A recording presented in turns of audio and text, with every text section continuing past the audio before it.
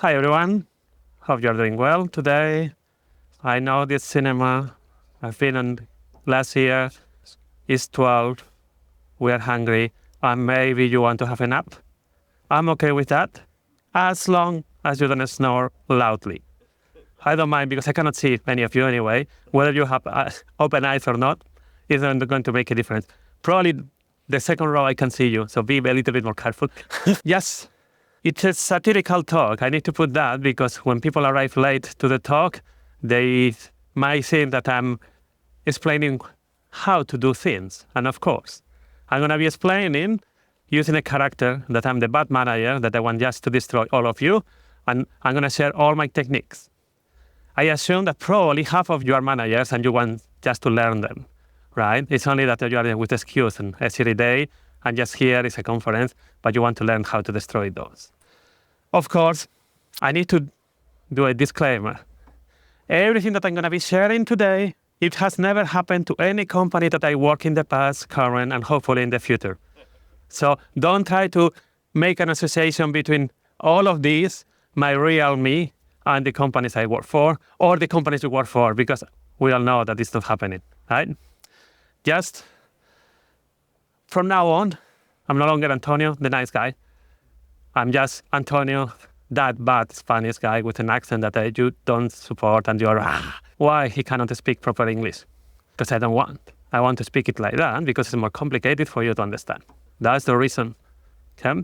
Everybody said being a hero is good. It's a nice thing. I like hero movies when they are good ones. I'm going to make a mention about one that is not a good one. Batman versus Superman. There is a moment on that movie that Batman realized that the heroes are bad because they destroy everything else with the excuse, we are saving the world. The problem is he didn't kill Superman at the end. Sorry about that. The heroes are really bad because when someone wants to be a hero, sometimes try to always have that feeling that I'm just going to do the things in a way that I can solve them so people like me. So I'm not going to get things to ensure that they don't happen. I'm going to make them to ensure that they're happening so I can be the only one solving them, which is a little bit against this conference, right? Just to avoid people to be a hero. It's as if everything is not happening, all the bad things were happy, right? And one of the key things about heroes, when you have one or two on your team, for management, there is only two types of employees, the hero and every others that they are going to be resources from now on. You don't even want to know their names. And the hero is only, you have them because you know that you will blame them later for something, right? And that's why that hero concept kills the teamwork, right? I know you want to learn all the techniques. And I woke up on a nice day, I'm going to share with you how to dominate the world, or at least how to destroy your employees. I have 7 techniques. You can apply all of them, one of them, or new ones, and please share with me later. The key thing is you are going to ensure that you can blame anybody else for all the bad things, and you take all the credit for the good ones. Like that, you get your promotion, you get the salary raise, and who cares about the rest, right? First one that I'm pretty sure no one experiences, and that's the reason you need to learn how to micromanage people, how to constantly survey them, right? You need them to ensure that they feel that they are observed. Depending on the country you are working for, you can even install performance tools that you can call spy tool to see what they are typing all the time, or if they are typing a lot during the day or not, because we don't want those lazy employees, right? Lazy, bad. You want them to follow what you're doing. I met once one manager that inspired me a lot. He had on the mobile, there's somebody's watching me, ringtone. You're going to remember, somebody's watching me. I'm very bad singing, by the way. It's, as you hear it once, it has a similar power as Rick Astley's song. You are going to be remembering all the time. And he actually told me that he had a scheduled call all the time with the wife, and with the excuse, oh yeah, because my wife is spying me. And he told me, no, I want everybody to know that I can know what they are doing all the time. It wasn't the all time, everyone in the office, right? Because he wanted everybody to have that feeling that you cannot be a lazy one because I'm surveying you. I know what you are doing. Of course, for that person, not maybe it was Antonio, you don't want creativity. You don't want people thinking how to do things. How you do things like that? You try to make them stop thinking about themselves. You say, oh, I'm going to be 3 days off. Management told me we need to do refactory. Can you modify the pipelines? But you don't say what you want to improve. And you go. You disconnect Slack, you disconnect your emails. The team say, okay, we're going to do this. Yeah, we have this. And of course, you haven't disconnected. You just mark yourself that you are out of the office, but you're checking. And after 1 day, you say, oh, actually, that approach is not good. Can we change to something else? I'm coming back to the holidays. I will answer tomorrow. They change the approach again. They managed to do it a good job, but you are back and say, oh, actually, management changed the idea. So all the 2 days that you waste, it's just to the bin. But we need to recover those 2 days on the things that actually matter. Can you do overtime and work on the weekend? Cool. Thanks, guys. I'm going to have a coffee. That's micromanagement in a good way. They will stop being creative. They will stop thinking and they will go to you, what can we do, right? You need to ensure that they are going to personally go to you for every code change.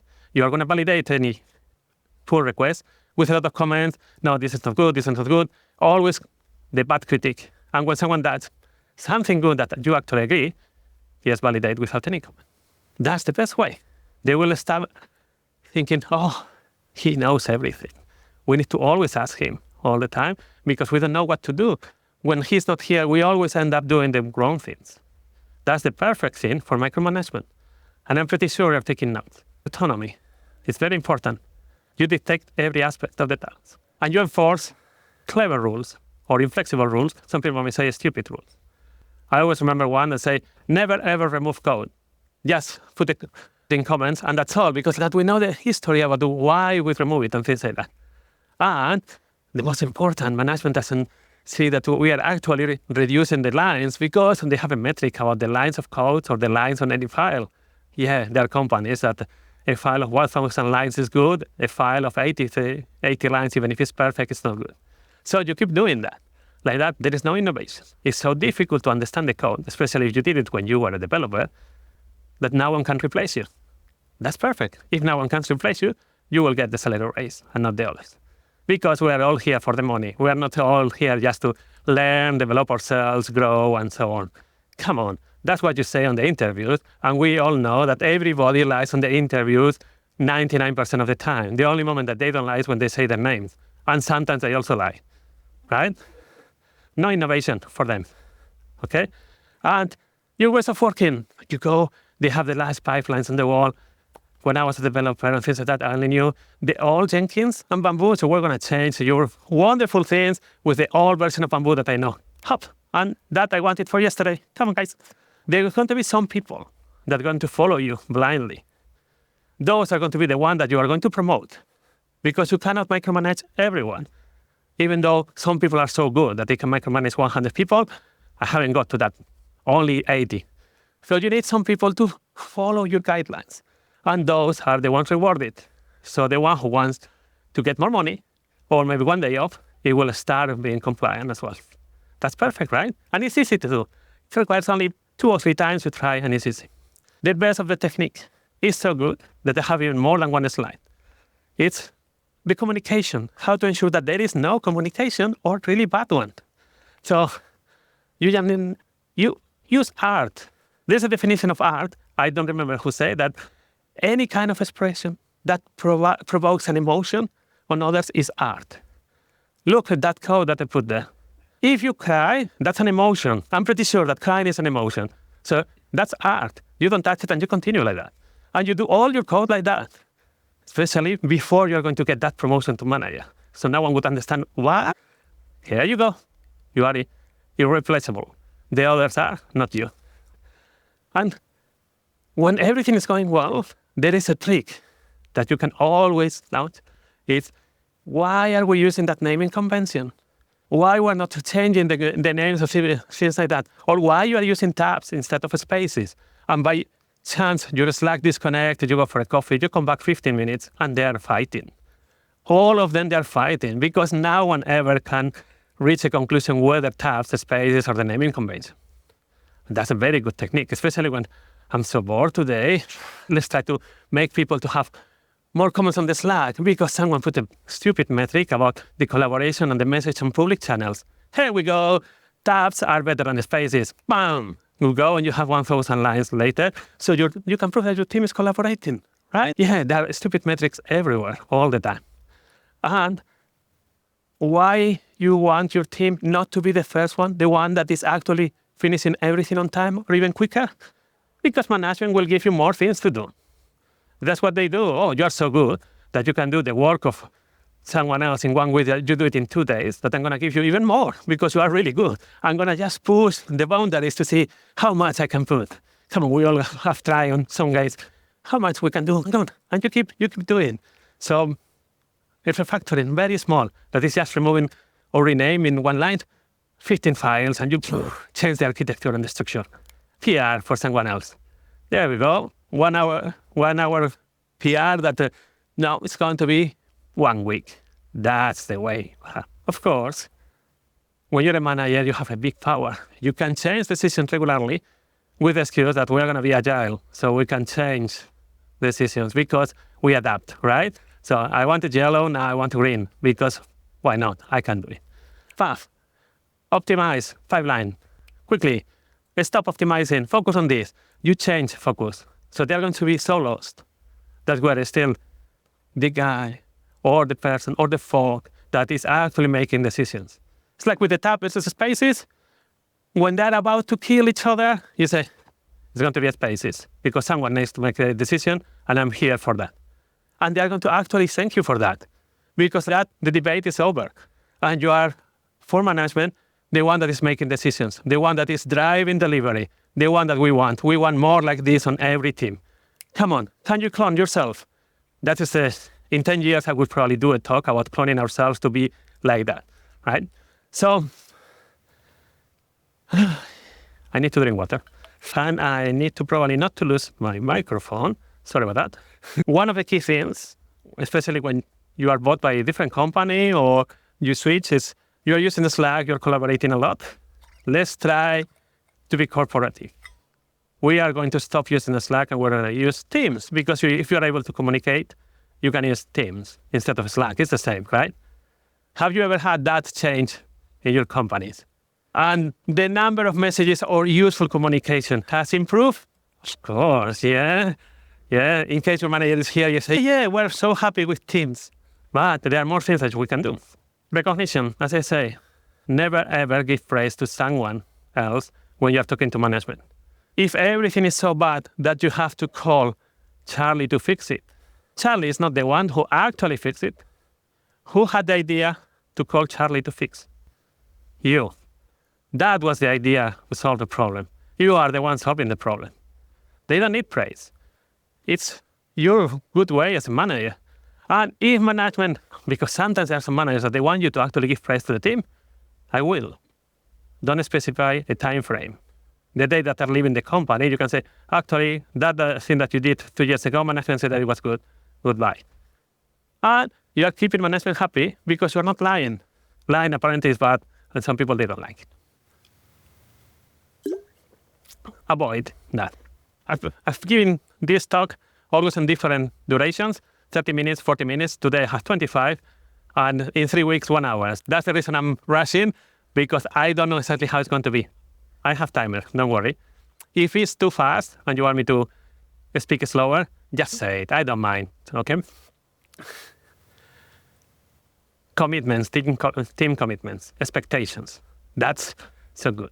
I know that usually here in SRE, you don't use Scrum, but you might be one day a manager that there are developers that they use Scrum. So they have the sprint commitment, or some people, they say forecasting.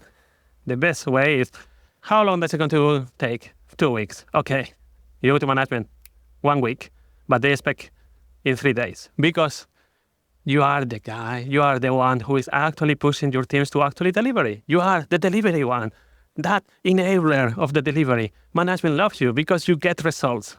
So you push them. Come on, with limits. Now, normally in SRE, we have Kanban boards, right? With limits and the things with Expedite. Expedite is so good when you're a manager. You can put whatever you want there, that your team is going to do it, stopping everything else. It doesn't need to be actually a priority. You just put it there because you're a manager. And I have some people smiling. Whether it's at me or at the situation, I don't care. I'm provoking a reaction. Good. Multitasking. When I go to companies, I always say, focus on one thing, never multitask. Why you can try to do one thing wrong when you can do 10 things wrong at the same time? Come on, because they're going to be wrong anyway. If they are with you on your team, probably they are not the most clever one because they are listening to you. Yes, cram everything. And just keep doing. And of course, it has to be perfect. That's good enough. That's just probably some agile culture bullshit that someone say. We don't want the good enough or the perfection is the enemy of great. Come on. You want things perfect, right? Because I do want things perfect. The toxic environment. That I think probably is someone from public relationship that they say you need to try to avoid toxic environment. Come on. There is no such thing as toxic environments. It's just a little bit of healthy competition, right? It's like a backstabbing and talking bad about others. Humanity, if you check the history of humanity, we have been doing that since we are able to speak. And we are still here. If that would be that bad, we wouldn't be here. Probably another species would be here. But we are here because humans, we have been doing that ever and ever. So why there someone say, that's not politically correct, you shouldn't probably do that, competing against each other is not good. And that is when you have the agile coach with some metrics. It's cool. I have metrics that I can compare teams with each other. I don't care whether the context is different. I have numbers that I can use against my teams. And you can use those numbers to report to management. So management, they will love you. They probably won't love your teams. But again, it's okay. Metrics is not a tool for success. It's a tool for total destruction, right? And when you are using Scrum, I don't know if you are using Scrum or you know a little bit, there is the concept of story points that management, someone, I went to that agile course and there is a thing of story points, velocity, we need to always improve, right? And they believe that the velocity of every sprint needs to continuously improve forever. So if a team is doing constantly 30 story points, that's not good enough. You are keeping the same as last sprint. Your team is not good. And then you will spot the one between your team among them that you are going to promote to be the next manager. Because they're going to have the clever idea, if they just want to increase, why we can put that it was 2 story points from now it's a 3, and then they are happy, and we're doing the same, but we're cheating them. Because humanity, we're really bad. You have the perfect one to be the next manager when you are going to go above, because they're going to probably promote you. You are expriming them, and when you're orange juice, the orange is for you, your teammate. You need a manager to continue. And you now have your scapegoat for later. Because you have someone who actually proposed to cheat management. So if you need a scapegoat later, you have it. Hopefully you have it on the Teams chat, and you can use it later. Come on. That's the good. You don't want that trust and transparency. You want everybody to be, I don't know if I can say that or not. So you can tell me, don't worry, no one ever would know. And it's like on the movies, the heroes, they are so naive that they always expect the villains to change. Come on. We're not going to change. I mean, even explain to you that I want to kill you, to make you in these little pieces, and you still think that there is some good inside me? That's very naive, right? So developers are the same, even ops, and even SREs. No tomatoes, good, perfect. This one, burnout. I'm going to spend a little time on this one because it's an invention of the unions. 150 years ago, people were working 6 or 7 days per week, 12 hours a day. And the world didn't finish. It's like with all the backstabbing. So if our grandparents were able to do that, and we are here, so it means that they were able to actually continue with humanity, why we need to be politically correct? Focus on result, not on the people. On IT, most of the time, they are going to be leaving within 2 years. The only ones staying in companies, most of the time, is the ones that probably they are not good enough, but they are good for management. They get promotion, and you move to a different part of the business, so it doesn't matter if they're not going to be here in 2 years because you will hire someone else. They are numbers. That's what Why do you think that they're core resource in finance? Because it's the same as a laptop. Sad to say, but that person there is exactly the same as a laptop for the finance director. It's just numbers. So use it on your advantage. You can have more workload and short-term gains always. I don't know if you have worked on the same kind of business in your career, but usually the VPs, every 3 years or 4, they're moving to a similar company, and they come back maybe 12 years later or 9. And what they do, exactly what they did 9 years ago when they were just this. Now they're a little bit higher, and they same changes again. We're going to promote some changes. We made, increasing the security team on a 300%. That sounds so good on LinkedIn. We have 1 guy, and now we have 3. But that is an increase to a 300% on the security team. You just do that, and you get your next VP role, getting a lot of bonus and so on. So if they're doing that, you can do that as a manager, right? That's how you get the journey from an ad of a dental toothpaste, because that's what it reminds me of, to this, to your army of goats.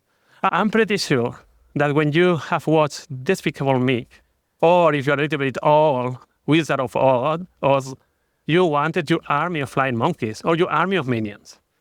You can get them. They are there. You just need to transform them. And we all go dominate the world. Even sometimes we say, meet my new boy. I'm a parent. He's the future ruler of the world. You make it in the joke, but you're secretly hoping, please, I want to be the father of the future ruler of the world. So, 7 techniques. Very easy to remember. Probably, if you're a manager, you are not applying there, and that's the reason you're here. If you're a hero, probably you're going to try to think that your manager is not going to do that. You are going to try to change that person, and you will fail miserably. So don't worry about that.